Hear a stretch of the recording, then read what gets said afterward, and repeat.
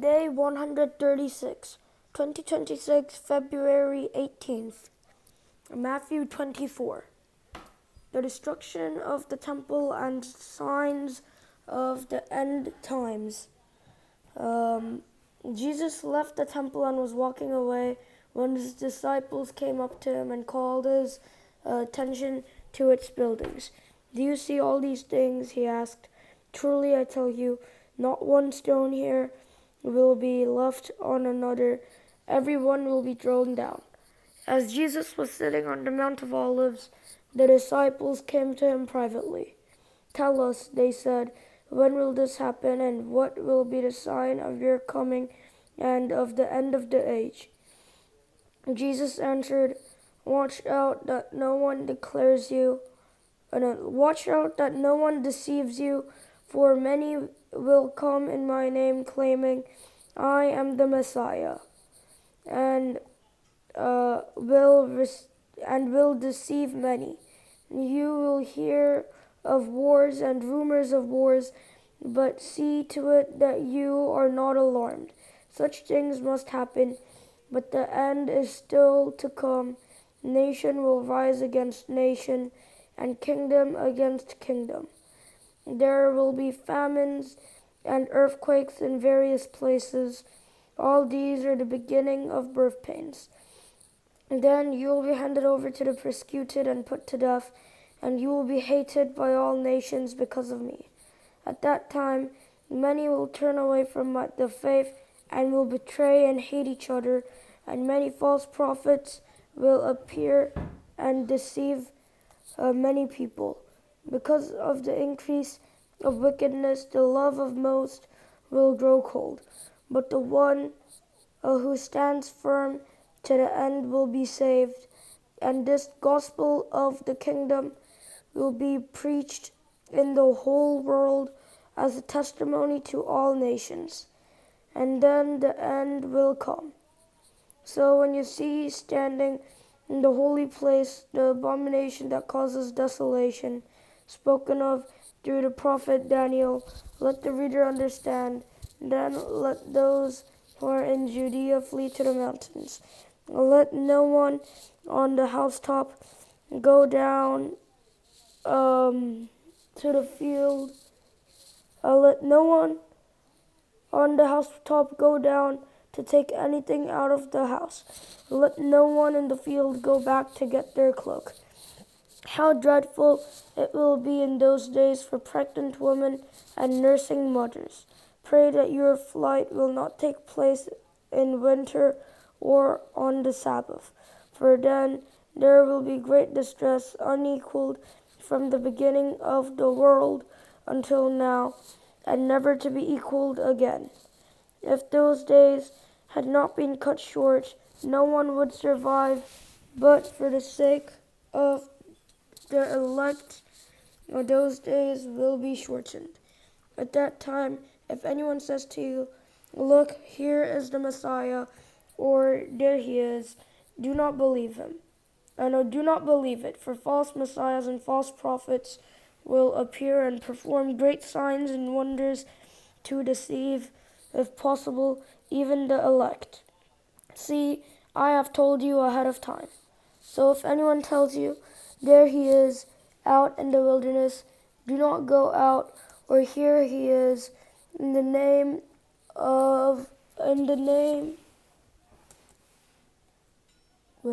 here he is in the rooms,' you do not believe it. So if anyone tells you, 'There he is out in the wilderness,' do not go out, or 'Here he is in the inner rooms,' do not believe it. For as lightning that comes from the east is visible even in the west, so will be the coming of the Son of Man. Wherever there is a carcass, there the vultures will gather. Immediately after the distress of those days, the sun will be darkened, and the moon will not give its light. The stars will fall from the sky, and the heavenly bodies will be shaken. They will appear the sign of the Son of Man in heaven, and then all the peoples of the earth will mourn when they see the Son of Man coming on the clouds of heaven with power and great glory, and he will send his angels with a loud trumpet call, and they will gather his elect from the four winds, from one end of the heavens to the other. Now, learn this lesson from the fig tree. As soon as its twigs get tender, and its leaves come out, you know that summer is near. Even so, when you see all these things, you know that it is near, right at the door. Truly I tell you, this generation will certainly not pass away until all these things have happened. Heaven and earth will pass away, but my words will never pass away. The day and hour known. No, the day and hour unknown. About that day or hour no one knows, not even the angels in heaven, nor the Son, but only the Father. As it was in the days of Noah, so it will be at the coming of the Son of Man. For in the days before the flood, people were eating and drinking, marrying and giving in marriage, up to the day Noah entered the ark, and they knew nothing about what would happen until the flood came and took them all away. This is how it will be at the coming of the Son of Man. Two men will be left in the field. Two men will be left in the field. One will be taken and the other left. Two women will be grinding with a handmill. One will be taken and the other left. Therefore keep watch, because you do not know on what day your Lord will come. But understand this, if the owner of the house had known at what time of night the thief was coming, he would have kept watch and would have not let his house be broken into. So you also must be ready, because the Son of Man will come at an hour when you do not expect him. Who then is the faithful and wise servant whom the master has put in charge of the servants in the household to give them their food at the proper times? It will be good for that servant whose master finds him doing so when he returns. Truly I tell you, he will put him in charge of all his possessions. But suppose that servant is wicked and says to himself, my master is staying away a long time, and he then begins to beat his fellow servants and to eat and drink with drunkards. The master of that servant will come on a day when he does not expect him, and at an hour he is not aware of. He will cut him to pieces and assign him a place with the hypocrites, where there will be weeping and gnashing of teeth. The parable of the 10 virgins. At that time, the kingdom of heaven will be like 10 virgins who took their lamps and went out to meet the bridegroom. 5 of them were foolish and 5 were wise. The foolish ones took their lamps but did not take any oil with them. The wise ones, however, took oil in jars along with their lamps. The bridegroom was a long time in coming, and they all became drowsy and fell asleep. At midnight the cry rang out, here's the bridegroom, come out to meet him. Then all the virgins woke up and trimmed their lamps. The foolish ones said to the wise, give us some of your oil, our lamps are going out. No, they replied, there may not be enough for both us and you. Instead, go to those who sell oil and buy some for yourselves. But while they were on their way to buy the oil, the bridegroom arrived. The virgins who were ready went in with him to the wedding banquet, and the door was shut. Later the others also said, Lord, Lord. They said, open the door for us. But he replied, truly I tell you, I don't know you. Therefore keep watch, because you do not know the day or the hour. The parable of the bags of gold. Again, it will be like a man going on a journey who called his servants and entrusted his wealth to them. To one He gave 5 bags of gold, to another 2 bags, and to another 1 bag, each according to his ability. Then he went on his journey. The man who had received 5 bags of gold went at once and put his money to work and gained 5 bags more. So also the one with 2 bags of gold gained 2 more. But the man who had received 1 bag went off, dug a hole in the ground, and hid his master's money. After a long time, the master of those servants returned and settled accounts with them. The man who had received 5 bags of gold brought the order of 5. Master, he said, you entrusted me with 5 bags of gold. See, I have gained 5 more. His master replied, well done, good and faithful servant. You have been faithful with a few things. I will put you in charge of many things. Come and share your master's happiness. The man with 2 bags of gold also came. Master, he said, you entrusted me with 2 bags of gold. See, I have gained 2 more. His master replied, well done, good and faithful servant. You have been faithful with a few things. I will put you in charge of many things. Come and share your master's happiness. Then the man who had received 1 bag of gold came. Master, he said, I knew that you are a hard man, harvesting where you have not sown, and gathering where you have not scattered seed. So I was afraid and went out and hid your gold in the ground. See, here is what belongs to you. His master replied, you wicked, lazy servant. So you knew that I harvest where I have not sown, and gather where I have not scattered seed. Well then, you should have put my money on deposit with the bankers, so that when I returned I would have received it back with interest. So take the bag of gold from him and give it to the one who has 10 bags. For whoever has will be given more, and they will have an abundance. Whoever does not have, even what they have will be taken from them. And throw that worthless servant outside into the darkness, where there will be weeping and gnashing of teeth. The sheep and the goats. When the Son of Man comes in his glory and all the angels with him, he will sit on his glorious throne. All the nations will be gathered before him, and he will separate the people one from another, as a shepherd separates the sheep from the goats. He will put the sheep on his right and the goats on his left. Then the king will say to those on his right, come, you who are blessed by my Father, take your inheritance, the kingdom prepared for you since the creation of the world. For I was hungry, and you gave me something to eat. I was thirsty, and you gave me something to drink. I was a stranger, and you invited me in. I needed clothes, and you clothed me. I was sick, and you looked after me. I was in prison, and you came to visit me. Then the righteous will answer him, Lord, when did we see you hungry and feed you, or thirsty and give you something to drink? When did we see you a stranger and invite you in, or needing clothes and clothe you?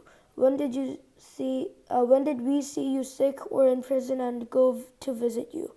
The king will reply, truly I tell you, whatever you did for one of the least of these brothers and sisters of mine, you did for me. Then he will say to those on his left, depart from me, you who are cursed, into the eternal fire prepared for the devil and his angels. For I was hungry, and you gave me nothing to eat. I was thirsty, and you gave me nothing to drink. I was a stranger, and you did not invite me in. I needed clothes, and you did not clothe me. I was sick and in prison, and you did not look after me. They also will answer, Lord, when did we see you hungry or thirsty or a stranger or needing clothes or sick or in prison and did not help you? He will reply, truly I tell you, whatever you did whatever you did not do for one of the least of these, you did not do for me. Then they will go away to eternal punishment, but the righteous to eternal life. The plot against Jesus. When Jesus had finished saying all these things, he said to his disciples, "As you know, the Passover is 2 days away, and the Son of Man will be handed over to be crucified." Then the chief priests and the elders of the people assembled in the palace of the high priest, whose name was Caiaphas,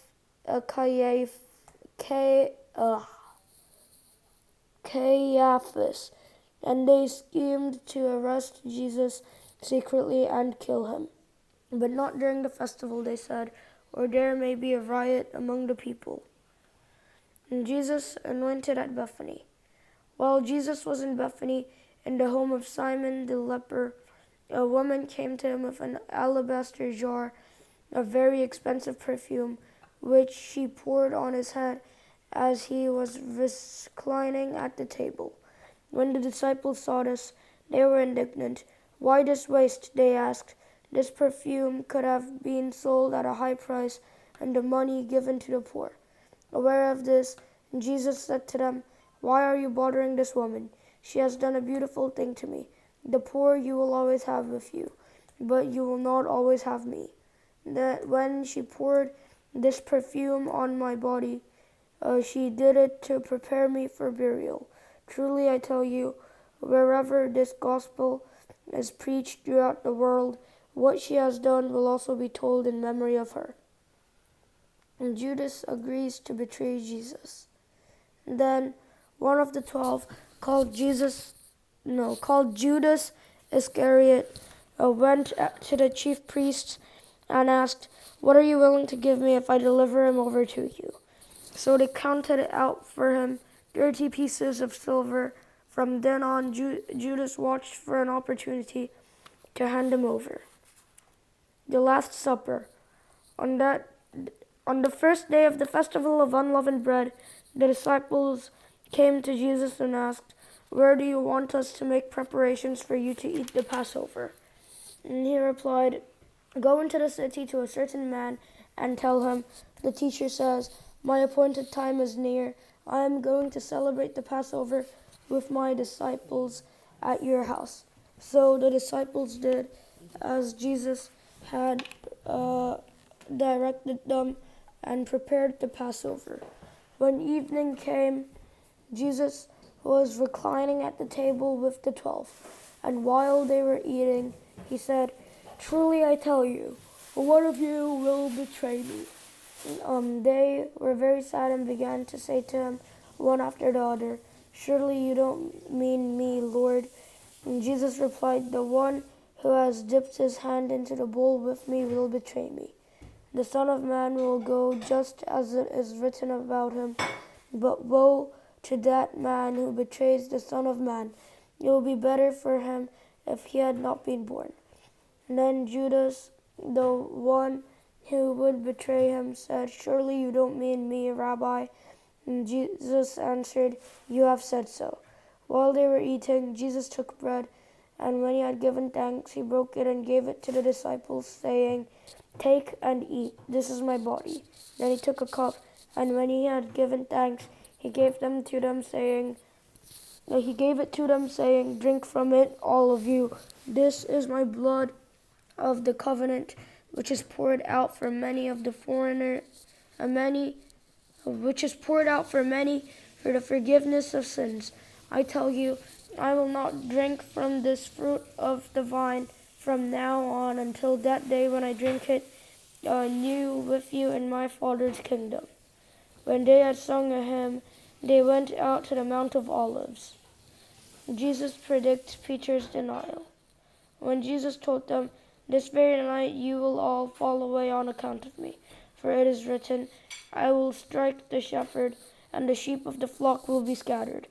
But after I have risen, I will go ahead of you into Galilee." Peter replied, "Even if all will fall away on account of you, I never will." "Truly I tell you," Jesus answered, "this very night before the rooster crows, you will disown me 3 times. But Peter declared, even if I have to die with you, I will never disown you. And all the other disciples said the same. Gethsemane. Then Jesus went with his disciples to a place called Gethsemane, and he said to them, sit here while I go over there and pray. He took Peter and the 2 sons of Zebedee along with him, and he began to be sorrowful and troubled. Then he said to them, my soul is overwhelmed with sorrow to the point of death. Stay here and keep watch with me. Going a little further, he fell with his face to the ground and prayed, my Father, if it is possible, may this cup be taken away from me. Yet not as I will, but as you will. Then he returned to his disciples and found them sleeping. Couldn't you men keep watch with me for 1 hour? He asked Peter. Watch and pray so that you will not fall into temptation. The spirit is willing, but the flesh is weak. He went away a second time and prayed, my Father, if it is not possible for this cup to be taken away unless I drink it, may your will be done. When he came back, he again found them sleeping because their eyes were heavy. So he left them and went away once more and prayed the 3rd time, saying the same thing. Then he returned to the disciples and said to them, are you still sleeping and resting? Look, the hour has come, and the Son of Man is delivered into the hands of sinners. Rise, let us go, here comes my betrayer. Jesus arrested. While he was still speaking, Judas, one of the 12, arrived. With him was a large crowd armed with swords and clubs sent from the chief priests and the elders of the people. Now the betrayer has arranged a signal with them. The one I kiss is the man. Arrest him. Going at once to Jesus, Judas said, greetings, Rabbi, and kissed him. Jesus replied, do what you came for, friend. Then the men stepped forward, seized Jesus, and arrested him. With that, one of Jesus' companions reached for his sword, drew it out, and struck the servant of the high priest, cutting off his ear. Put your sword back in its place, Jesus said to him, for all who draw the sword will die by the sword. Do you think I cannot call on my Father, and he will at once put at my disposal more than 12 legions of angels? But how then would the scriptures be fulfilled that say it must happen in this way? In that hour, Jesus said to the crowd, Am I leading a rebellion that you have come out with swords and clubs to capture me? Every day I sat in the temple courts teaching, and you did not arrest me. But this has all taken place, that the writings of the prophets might be fulfilled. Then all the disciples deserted him and fled. Then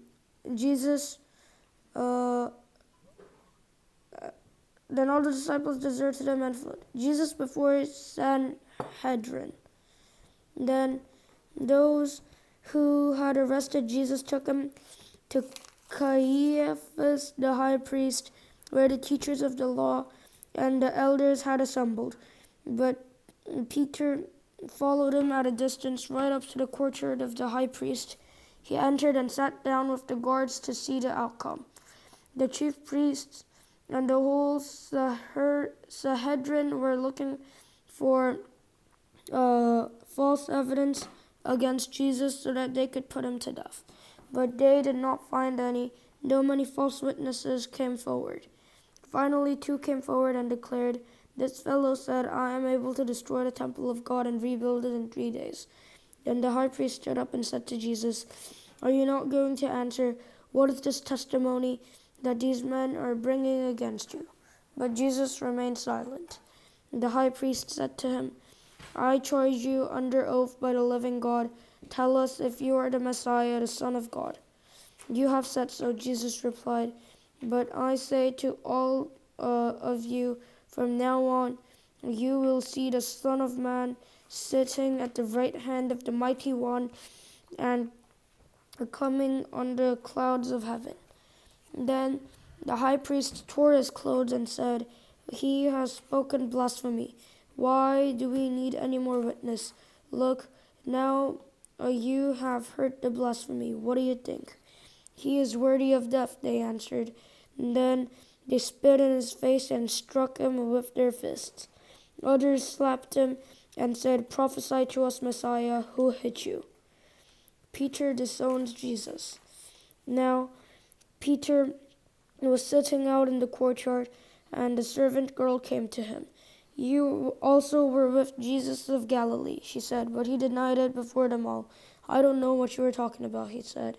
Then he went out to the gateway, where another servant girl saw him and said to the people there, "This fellow was with Jesus of Nazareth." He denied it again with an oath, "I don't know the man." After a little while, those standing there went up to Peter and said, "Surely you are one of them. Your accent gives you away." Then he began to call down curses, and he swore to them, "I don't know the man." Immediately a rooster crowed. Then Peter remembered the word Jesus had spoken, "Before the rooster crows, you will disown me 3 times." He went outside and wept bitterly. Judas hangs himself. Early in the morning, all the chief priests and the elders of the people made their plans how to have Jesus executed. So they bound him, led him away, and handed them over to Pilate the governor. When Judas, who had betrayed him, saw that Jesus was condemned, he was seized with remorse and returned the 30 pieces of silver to the chief priests and the elders. "I have sinned," he said, "for I have betrayed innocent blood." "What is that to us?" they replied. "That is your responsibility." So Judas threw the money into the temple and left. Then he went away and hanged himself. The chief priests picked up the coins and said, "It is against the law to put this into the treasury, since it is blood money." So they decided to use the money to buy the potter's field as a burial place for foreigners. That is why it has been called the Field of Blood to this day. Then what was spoken by Jeremiah the prophet was fulfilled. They took the 30 pieces of silver, the price set on him by the people of Israel, and they used them to buy the potter's field, as the Lord commanded me. And Jesus before Pilate. Meanwhile, Jesus stood before the governor, and the governor asked him, "Are you the king of the Jews?" "You have said so," Jesus replied. When he was accused by the chief priests and the elders, he gave no answer. Then Pilate asked him, "Don't you hear the testimony they are bringing against you?" But Jesus made no reply, not even to a single charge, to the great amazement of the governor. Now it was the governor's custom at the festival to release a prisoner chosen by the sword. At what time they had a well-known prisoner whose name was Barabbas. So when the crowd had gathered, Pilate asked them, "Which one do you want me to release to you, Jesus or Barabbas, or Jesus who is called the Messiah?" For he knew it was out of self-interest that they had handed Jesus over to him. While Pilate was sitting on the judge's seat, his wife sent him a message, "Don't have anything to do with that innocent man, for I have suffered a great deal today in a dream because of him." But the chief priests and the elders persuaded the crowd to ask for Barabbas and to have Jesus executed. "Which of the 2 do you want me to release to you?" asked the governor. "Barabbas," they answered.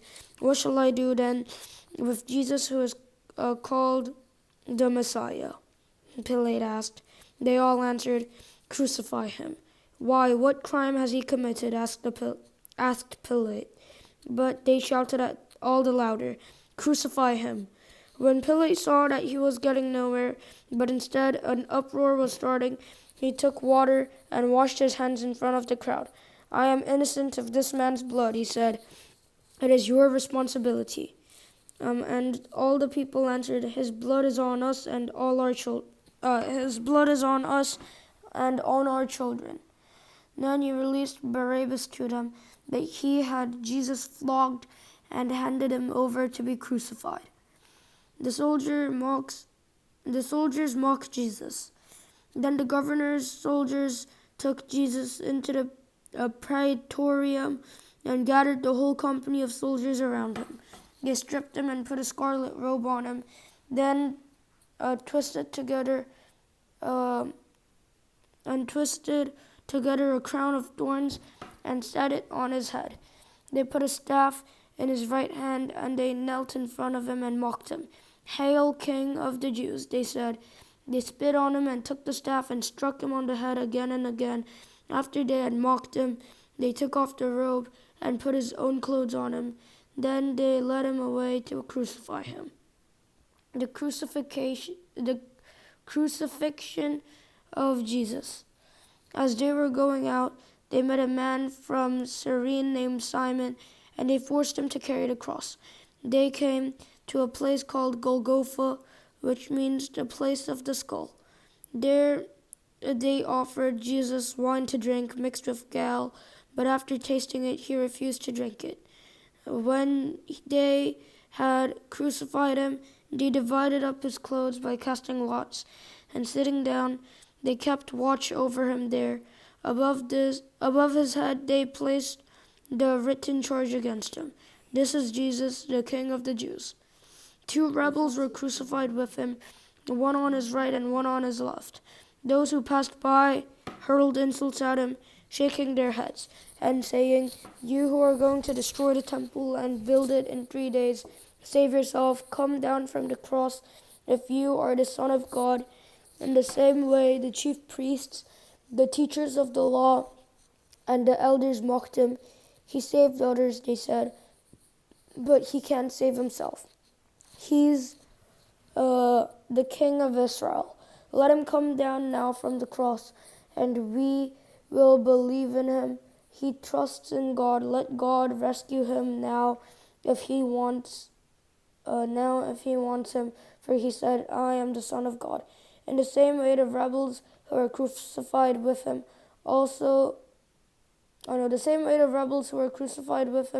also heaped insults on him.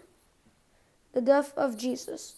From noon until 3 in the afternoon, darkness came over all the land. And about 3 in the afternoon, Jesus cried out in a loud voice, "Eli, Eli, lama sabachthani," which means, my God, why have you forsaken me?" Then some of those standing there heard this, and they said, "He's calling Elijah." Immediately one of them ran and got a sponge. He filled it with wine vinegar, put it on a staff, and offered it to Jesus to drink. The rest said, "Now leave him alone. Let's see if Elijah comes to save him." And when Jesus had cried out again in a loud voice, he gave up his spirit. At that moment, the curtain of the temple was torn in two from top to bottom. The earth shook, the rocks split, and the tombs broke open. The bodies of many holy people who had died were raised to life. They came out of the tombs after Jesus' resurrection and went into the holy city and appeared to many people. When the centurion and those with him who were guarding Jesus saw the earthquake and all that had happened, they were terrified and exclaimed, "Surely he was the Son of God." Many women were there, watching from a distance. They had followed Jesus from Galilee to care for his needs. Among them were Mary Magdalene, Mary the mother of James and Joseph, and the mother of Zebedee's sons.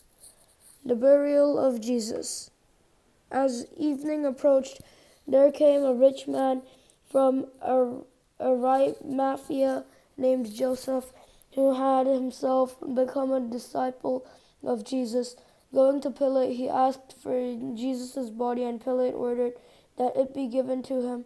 Joseph took the body, wrapped it in a clean linen cloth, and placed it in his own new tomb that he had cut out of the rock. He rolled a big stone in front of the entrance to the tomb and went away. Mary Magdalene and the other Mary were sitting there opposite the tomb. The guard at the tomb. The next day, the one after preparation day, the chief priests and the Pharisees went to Pilate. Sir, they said, we remember that while he was still alive, that deceiver said, after 3 days I will rise again. So give the order for the tomb to be made secure until the third day. Otherwise, his disciples may come and steal the body and tell the people that he had been raised from the dead. The last deception will be worse than the first. Take a guard, Pilate answered. Go make the tomb as secure as you know how. And so they went and made the tomb secure by putting a seal on the stone and posting the guard. And Jesus has risen. After the Sabbath, at dawn on the first day of the week, Mary Magdalene and the other Mary went to look at the tomb. There was a violent earthquake, for an angel of the Lord came down from heaven, and going to the tomb, rolled back the stone and sat on it. His appearance was like lightning, and his clothes were white as snow. The guards were so afraid of him that they shook and became like dead men. The angel said to the woman, do not be afraid, for I know that you are looking for Jesus, who was crucified. He is not here, he has risen, just as he said. Come and see the place where he lay. Then go quickly and tell his disciples, he has risen from the dead and is going ahead of you into Galilee. There you will see him. Now I have told you. And so the woman hurried away from the tomb, afraid yet filled with joy, and ran to tell his disciples. Suddenly Jesus met them. Greetings, he said. They came to him, clasped his feet, and worshipped him. Then Jesus said to them, do not be afraid. Go and tell my brothers and go to Galilee. There they will see me. The guards report. While the women were on their way, some of the guards went into the city and reported to the chief priests everything that had happened. When the chief priests had met with the elders and devised a plan, they gave the soldiers a large sum of money, telling them, you are to say, his disciples came during the night and stole him away while we were asleep. If this report gets to the governor, we will satisfy him and keep you out of trouble. So the soldiers took the money and did as they were instructed, and this story has been widely circulated among the Jews to this very day. The Great Commission. Then the 11 disciples went to Galilee, to the mountain where Jesus had told them to go. When they saw him, they worshipped him, but some doubted. When Jesus came to him, they said, all authority in heaven and earth has been given to me. Therefore, go and make disciples of all nations, baptizing them in the name of the Father and of the Son and of the Holy Spirit, and teaching them to obey everything I have commanded you. And surely I am with you always to the very end of the age.